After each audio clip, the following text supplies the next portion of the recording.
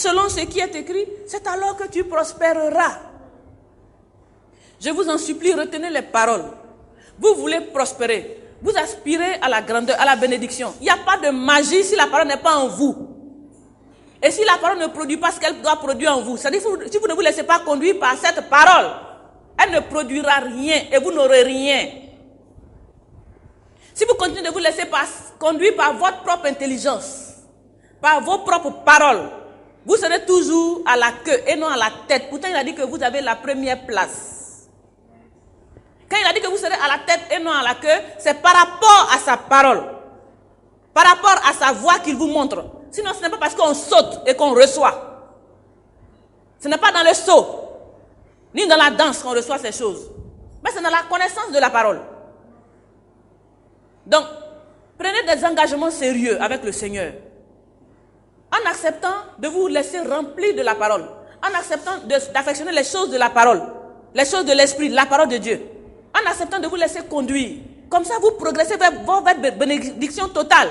Dieu nous appelle tous ici à être bénis. C'est un engagement, c'est une alliance. Mais il y a un cheminement. Et chacun doit respecter son contrat. Troisième point, dans cette marche avec Dieu, nous allons finir par parler comme Dieu. C'est un processus, hein. Tu rentres dans l'alliance. Tu prends l'engagement de marcher avec Dieu. Donc Dieu va te contaminer. N'est-ce pas? Tu seras contaminé par Dieu. Donc, le langage même que tu utilises va changer. Le milieu dans lequel tu évolues influence ton langage. C'est pour ça que si tu prends un enfant qui est allé à l'école française, quand il parle, tu sais d'où il vient. Tu prends un enfant qui est allé dans une autre école, tu sais de quoi il parle. Tu peux, un peu, parce qu'il sort de sa bouche, le positionner dans un certain milieu. Donc, le milieu influence le langage. Donc, en étant avec Dieu constamment, ton langage va changer. Tes mots vont changer. Tu ne vas plus parler négativité, mais tu vas parler foi. Tu vas parler prospérité. Tu vas parler abondance.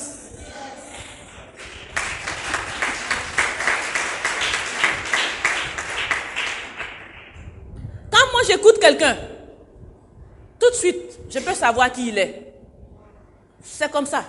Donc quand on écoute quelqu'un, spirituellement, on peut connaître son niveau. On peut connaître son niveau. Donc tu dois te laisser transformer, c'est-à-dire ta parole. Que cette parole ne s'éloigne pas de ta bouche. Il aurait dit de tes yeux. Il a dit de ta bouche. Parce que la parole méditée doit pouvoir affecter la bouche. Parce que les choses sont spirituelles. Les paroles que le Seigneur déclare sont des paroles qui sont esprit et vie. La vie réside dans la parole. Donc, si ta parole ne change pas, ta vie ne peut pas changer. Tu ne peux pas espérer avoir une meilleure vie si ta parole continue de déclarer des choses qui ne sont pas de la vie. Quelquefois, tu prends du temps à expliquer quelque chose à un chrétien. Dès que tu finis, il te dit le contraire même avant de sortir. Et tu es complètement découragé. Parce qu'en fait, rien n'est rentré. La parole doit influencer ton langage. La parole doit influencer ta manière de parler. Tu dois parler comme Dieu parle. Tu dois déclarer ce que Dieu déclare. Parce que si tu crois de l'abondance du cœur, la bouche parle. Si tu ne parles pas, c'est parce que tu ne crois pas. Si tu ne parles pas, c'est parce que tu ne crois pas. C'est ce que tu crois qui sort de ta bouche. Donc examine ta bouche. Tout ce qui sort de ta bouche, en fait, c'est ce que tu crois. Et c'est ce qui est dans ton cœur. Et ce qui est dans ton cœur, c'est ce que ton esprit a accepté. Si c'est ce que ton esprit a accepté, c'est ça qui fait ton résultat. Mais si tu te laisses transformer, te laisses remplir, ces choses vont être changées. Et ta parole va changer. Et ça va tirer maintenant la bénédiction vers toi. Donc le processus passe par le renouvellement de l'intelligence et puis par le changement de la parole. C'est-à-dire que ta parole doit être calquée sur le modèle que Christ nous a donné. Tu dois être affecté par la parole. Moi avant, je ne savais même pas qu'on était sauvé. Enfin, je n'étais pas sauvé. Quand on était dans les autres églises, on n'était pas sauvé. Et puis quand on dit, est-ce que tu vas au ciel? On dit, mon cher, ça on verra, arriver là-bas. Oui, l'affaire de ciel, ça se juge pas ici. Au ciel, on verra si tu as fait du bien, si tu as fait... En fait, c'est ce que je savais. Et c'est ce que j'avais reçu, c'est ce en quoi j'avais cru. Mais aujourd'hui, si tu me demandes si je m'en vais au ciel, je vais rire. À moi, tu as dit au ciel. Mais si moi je parle là, qui sera là-bas? C'est pas possible. C'est comme c'est pas possible. Moi, je sais que nos places sont là-bas. Ma place m'attend là-bas. Quand j'aurai fini le travail qui m'a été donné ici, je rentrerai et puis on va m'accueillir en fanfare.